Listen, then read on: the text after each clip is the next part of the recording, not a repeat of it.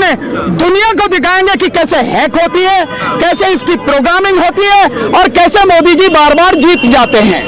दिखाएंगे ना दुनिया को। कोशिश कर रहे हैं मुझे अरेस्ट कराने को, डरते नहीं है वो डरते हैं देश की जनता से, वो डरते हैं देश के बाबा साहब के संविधान से। नतमस्तक हो चुका है, अपना ईमान खो चुका है, बिल्कुल साष्टांग दंडवत करता है। इससे ज्यादा और कोई दिक्कत कमीशन को भी मोदी जी ने और अमित शाह साहब ने कहीं बंदी तो नहीं बना रखा।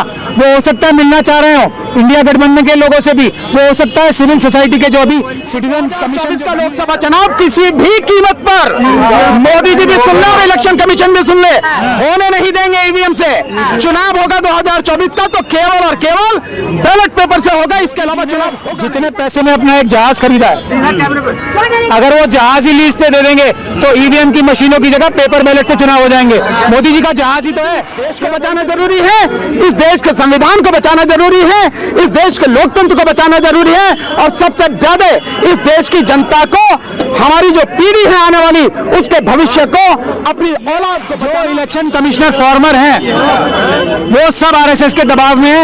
हम उनको चैलेंज करते हैं कि वो जब हम 50 ईवीएम को हैक करके दिखाएंगे वो साथ रहे मौजूद, वरना अपनी जबान बंद रखे, झूठ बोलना बंद करें। इसका जवाब पोलिटिकल पार्टी, मैं इसका जवाब देता हूँ, पॉलिटिकल पार्टी थोड़ी, मैं इसका जवाब देता हूँ और मैं इसका जवाब, आतंकवादी संगठन है आरएसएस, आतंकवादी संगठन है और सबसे बड़ी राजनीति, सबसे ज्यादा राजनीति आरएसएस ही करता है। नंबर एक। नंबर दूसरी, आप कह रहे हो इतने सारे लोग मैनेज नहीं हो सकते, पूरा सरकारी अमला मोदी जी के सामने नतमस्तक हो चुका है, अपना ईमान खो चुका है, बिल्कुल साष्टांग दंडवत करता है। इससे ज्यादा और कोई दिक्कत होगी क्या? ईडी के लोग, सीबीआई के लोग, इनकम टैक्स के लोग, ये पुलिस वाले सारे लोग क्या कर रहे हैं? ये सब लोग ये उनके सामने नतमस्तक है। आप कह रहे मैनेज नहीं होता, कौन कौन मैनेज नहीं होता? हर कोई मैनेज होता।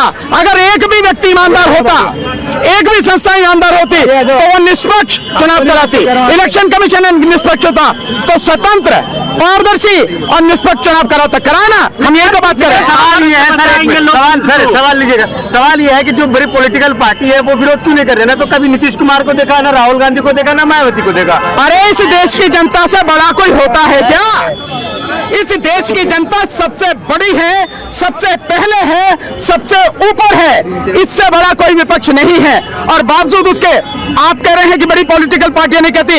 इंडिया गठबंधन में जितनी भी 28 पार्टियां हैं, उन्होंने इलेक्शन कमीशन को लेटर लिखा नहीं लिखा कि जो वीवीपैट है, उस वीवीपैट में जो पर्ची है, वो पर्ची आप वोटर को दो और उसको उसमें डालने दो एक बॉक्स में, और उनकी 100% यानी 100% उसकी पर्ची की गिनती कराओ, क्योंकि वोट वही है। तो पॉलिटिकल पार्टियां कैसे नहीं बोल रही हैं? बोल रही हैं पॉलिटिकल पार्टियां, और यही नहीं, सिविल सोसाइटी के लोग बोल रहे हैं। सिविल सोसाइटी के लोग, आपको मालूम है सिविल सोसाइटी ने जो बनाई है, एक कमीशन बनाया, citizen commission on election report EVM और वीवीपैट पे, उन्होंने 11 पेज की रिपोर्ट बनाई है, जिसमें सुप्रीम कोर्ट के रिटायर्ड जज जस्टिस मदन बी लोकुर उसके अध्यक्ष रहे हैं, और उसमें सुप्रीम कोर्ट के जजेस, हाई कोर्ट के रिटायर्ड जजेस, IAS officer, IPS officer, professors, ये आईआईटी एक्सपर्ट लोग हैं, उनकी पूरी रिपोर्ट है, निकाल के पढ़ो ना, उसमें नेट पर हासिल है। उस सबने 6,500 लोगों ने साइन करके इलेक्शन कमीशन को दी है।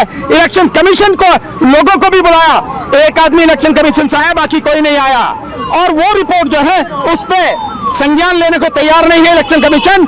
सिटीजन कमीशन के जो लोग हैं, जो सिविल सोसाइटी के लोग हैं, उनसे मिलने को तैयार नहीं है। तो जो सिविल सोसाइटी के लोग हैं, जो आम जनता है, जो पॉलिटिकल पार्टियां हैं, सभी इस आवाज को उठा रही हैं, लेकिन इलेक्शन कमीशन बड़ी हठधर्मिता पर अड़ा हुआ है। एक मिनट में ये आपको बता दूं, आज का जो हालात नजर आ रहे हैं, इससे हमें ऐसा लग रहा है कि इलेक्शन कमीशन को भी मोदी जी ने और अमित शाह साहब ने कहीं बंदी तो नहीं बना रखा।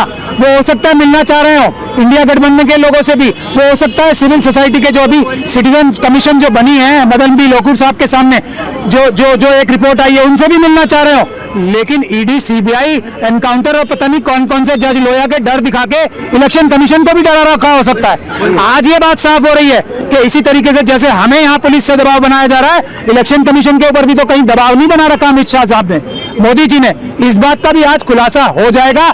इलेक्शन कमीशन को भी अगर दबाव में है तो आजाद कराना उसको देश की जनता का काम है। आज हम इलेक्शन कमीशन को भी पुलिस के दबाव से, अमित शाह साहब के दबाव से, मोदी जी के दबाव से आजाद कराने निकले हैं, और अब मुझे लगता है वो मशीनें हमें आपको भरोसा किस चीज पे नहीं है? मोदी जी पे नहीं है, ईवीएम पे नहीं है?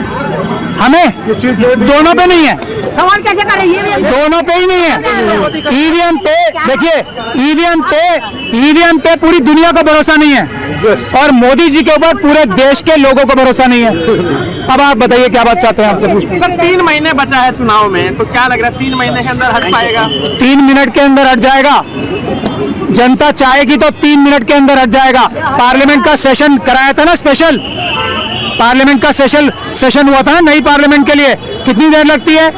एक सेशन बुलाएं, थोड़ा सा ही तो अमेंडमेंट लाना है लॉ में, वो कर दें। और अमित शाह साहब तो कह रहे हैं अभी ट्रांसपोर्टर्स को बेवकूफ नहीं बनाया उन्होंने, कि हम जो राष्ट्रपति महोदय ने कानून पास कर दिया है उसको नोटिफाई करने से पहले उसमें चेंज ला देंगे। यही कह के तो ट्रांसपोर्टर्स को बेवकूफ बनाया। ट्रांसपोर्टर्स को यही कह के, बांग्लादेश की बात तो बाद में करूंगा, ट्रांसपोर्टर्स को बेवकूफ यही तो कह के बनाया है कि हमने जो पार्लियामेंट में लॉ पास हुआ है, प्रेसिडेंट साहिबा ने जिसपे मोहर लगा दी है, नोटिफाई करने से पहले हम उनसे बात करके उसको चेंज कर देंगे। तो ऐसा तो बेवकूफ बनाने का काम करते हैं। आप बताइए बांग्लादेश का क्या? वहाँ पर विपक्ष आरोप लगा रहा है कि धांधली हो रही है और हम बाइकआउट कर रहे हैं, तो विपक्ष ने बाइकआउट कर दिया चुनाव का। तो अगर ईवीएम से चुनाव होता है तो क्या आप अपील करेंगे कि बाइकआउट किया जाए? हम होने क्यों देंगे? भानु जी ने भी और हमने बताया नहीं है, हम ईवीएम से चुनाव होने क्यों देंगे? देश की जनता ईवीएम से चुनाव होने क्यों देगी? नहीं होने देगी। आप इतना नाउम्मीदी ना रखें। आज तो ये बात साफ होगी ना कि इलेक्शन कमीशन हमसे मिलना चाहता है, पुलिस हमें रोकना चाहती है। आज तो ये भी बात साफ निकल के आ रही है ना कि मोदी जी ने क्या कर रखा होगा, अमित शाह साहब ने क्या कर रखा होगा इलेक्शन कमीशन के साथ। वो भी एक विषय है जिसको हमें इन्वेस्टिगेट करना है। क्यों डरती है अमित शाह आपसे इतना? मुझसे नहीं डरते। क्या बात कर रहे हो आप? अमित शाह साहब मुझसे डरेंगे? मुझसे डरेंगे? वो मुझे मरवाने के लिए कोशिश कर रहे हैं, मुझे अरेस्ट कराने को डरते नहीं है। वो डरते हैं देश की जनता से, वो डरते हैं देश के बाबा साहब के संविधान से। कह रहे हैं ईवीएम से चुनाव नहीं होने देंगे। 8 लाख मशीनों का, नई मशीनों का ऑर्डर करा है इलेक्शन कमीशन ऑफ इंडिया ने। मोदी जी ने जितने पैसे में अपना एक जहाज खरीदा है, अगर वो जहाज ही लीज पे दे देंगे तो ईवीएम की मशीनों की जगह पेपर बैलेट से चुनाव हो जाएंगे। मोदी जी का जहाज ही तो है, सिर्फ वही तो देना है। इतना पैसा नहीं लगना है पेपर बैलेट से चुनाव कराने में या वीवीपैट से चुनाव कराने में, इतना पैसा नहीं लगना है। मोदी जी का जहाज जो कहा है वो करके दिखाएंगे। अगर सरकार डर गई है तो रोक ले, हमें मार दे गोली, हमें क्या चिंता वाली बात है? हमारे इरादे तो हमारे और सबूत हमारे पास है, तभी तो कह रहे हैं उन्हें दिखाओ। हम पूरी दुनिया को दिखाएंगे, सरेआम हैक करके दिखाएंगे किस तरह से तुम उसकी प्रोग्रामिंग करते हो, सेटिंग करते हो, इस पूरी दुनिया को दिखाएंगे। हम देश में 50 जगह हम करके दिखाएंगे। दिक्कत क्या है? डर किस बात का?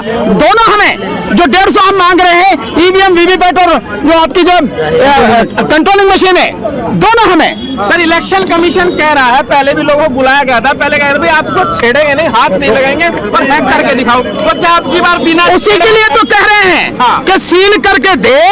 देश के 50 जगह पर लाइव सबके सामने, मीडिया के सामने दुनिया को दिखाएंगे कि कैसे हैक होती है, कैसे इसकी प्रोग्रामिंग होती है और कैसे मोदी जी बार बार जीत जाते हैं। 2024 तो शुरू हो गया यार मेरे, यूं कहो 2024 में बंद हो जाएगी।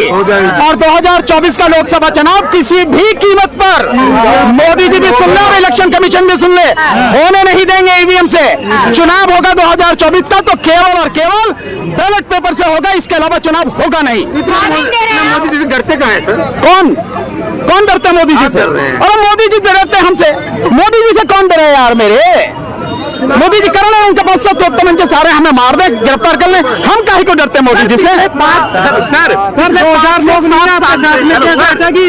हमारे साथ में देश की तमाम जनता है। आपसे ज्यादा आप क्या बात कर रहे हैं? ये हमारे स्वागत के लिए आई है। बस स्वागत भाई ऐसा है, जब वीआईपी लोग निकलते हैं और इस देश की जनता से बड़ा वीआईपी कोई नहीं होता, तो पुलिस चाहिए ना खूब मात्रा में उसकी सलामी देने के लिए, उसका सम्मान करने के लिए। इसीलिए पुलिस है। आजादी की लड़ाई में समय लगता है। जो आजादी का आंदोलन था सैकड़ों साल तक चला, लेकिन उसके बाद देश को आजादी मिली, लाखों लोगों ने कुर्बानी दी। अगर इस ईवीएम से निजात दिलाने के लिए, इस मोदी सत्ता से निजात दिलाने के लिए हम सारे के सारे लोग बलिदान भी हो जाएं, हमारी कुर्बानी भी हो जाए, कोई दिक्कत नहीं। और भी अगर कुछ समय लग जाए कोई दिक्कत नहीं, लेकिन इस देश को बचाना जरूरी है, इस देश के संविधान को बचाना जरूरी है, इस देश के लोकतंत्र को बचाना जरूरी है, और सबसे ज्यादा इस देश की जनता को, हमारी जो पीढ़ी है आने वाली, उसके भविष्य को, अपनी औलाद को बचाना जरूरी है। इसलिए लड़ाई चले। राहुल गांधी बात जोड़ रहे हैं। आप एक मिनट, कितना सपोर्ट मिल रहा है इसका उदाहरण बता देता हूं। आप सब मीडिया के साथी हो, आप अपने चैनल्स पे देखो कितने लोग देख रहे हैं और कितने लाइक कर रहे हैं और कितने जो कमेंट आ रहे हैं। एक बात, दूसरी बात, ये जो अभी ड्राइवरों के पक्ष में मैंने बोला है ना, 3 करोड़ से ज्यादा लोग देख चुके हैं, 15 लाख से ज्यादा लोगों ने लाइक किया है, और 7.5 लोगों ने, 1700 लोग, 1,70,000 लोगों ने उसको शेयर किया है। इसके अलावा और भी कोई जरूरत है? यस, इतना मैं चैलेंज कर रहा हूं, आज की तारीख में अगर इतने लोग मोदी जी को देखते हो, मोदी जी को लाइक करते हो, कमेंट करते हो, तो मैं हमेशा के लिए राजनीति छोड़ दूंगा।